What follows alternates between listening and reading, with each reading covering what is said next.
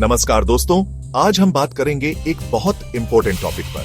अगर आप एक नॉन टेक्निकल फाउंडर हैं और अपना वेबसाइट या मोबाइल एप्लीकेशन बनवा रहे हैं, तो कौन सी चीजें आपको ध्यान रखनी चाहिए? क्योंकि टेक्नोलॉजी के बिना आज का बिजनेस इनकम्प्लीट है। लेकिन प्रॉब्लम यह है कि बहुत सारे फाउंडर्स को बेसिक टर्म्स भी क्लियर नहीं होते और फिर एजेंसी या डेवलपर के हाथ में सारी पावर चली जाती है।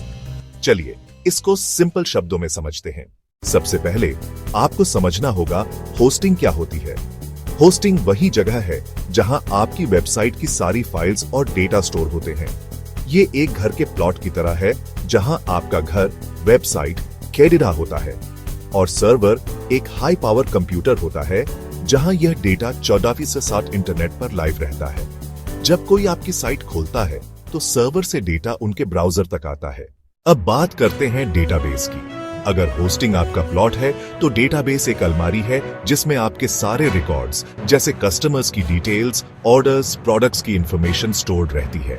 इसको मैनेज करना सिक्योर और इजी होना चाहिए। एक और कॉमन गलती होती है जब फाउंडर सारी एडमिन राइट्स डेवलपर को दे देते हैं। आपको हमेशा एडमिन एक्सेस अपने पास रखना चाहिए। डेवलपर्स या एसईओ एक्सपर्ट्स को आप बेस्ड राइट्स या लिमिटेड एक्सेस दीजिए, जैसा उनकी जॉब रिक्वायरमेंट हो, लेकिन फुल कंट्रोल हमेशा बिजनेस ओनर के पास होना चाहिए। अब सवाल आता है कि वेबसाइट किस टेक्नोलॉजी पर बनी है। आज के टाइम पर सबसे कॉमन ऑप्शन है वर्डप्रेस। ये एक सीएमएस कंटेंट मैनेजमेंट सिस्टम है जो सिंपल, कॉस्ट फ्रेंडली और एसईओ फ्रेंडली है।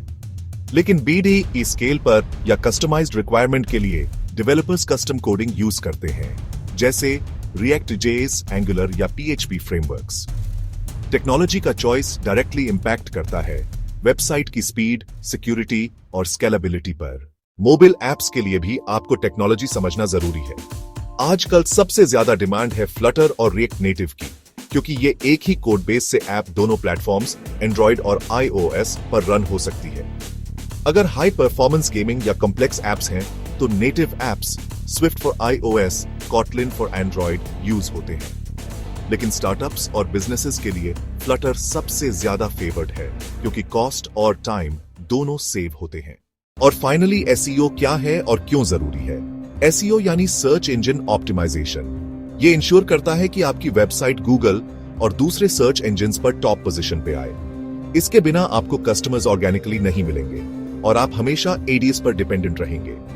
जब एसईओ एक्सपर्ट को हायर करें तो उन्हें रिक्वायर्ड एक्सेस दीजिए, लेकिन फुल एडमिन एक्सेस कभी नहीं।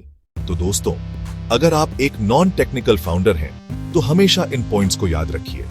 होस्टिंग और सर्वर का कंट्रोल अपने पास रखिए। डेटाबेस का इंपॉर्टेंस समझिए। एडमिन राइट्स कभी भी कंप्लीटली डेवलपर को न दीजिए। वेबसाइट किस टेक्नोलॉजी पर बनी है यह जरूर पूछिए। मोबाइल ऐप के लिए राइट टेक्नोलॉजी चूज कीजिए और एसईओ को स्टार्टिंग से इंपॉर्टेंस दीजिए। अगर यह बेसिक्स आपके क्लियर हैं तो आप अपनी डिजिटल जर्नी सिक्योर और स्मार्ट तरीके से स्टार्ट करेंगे।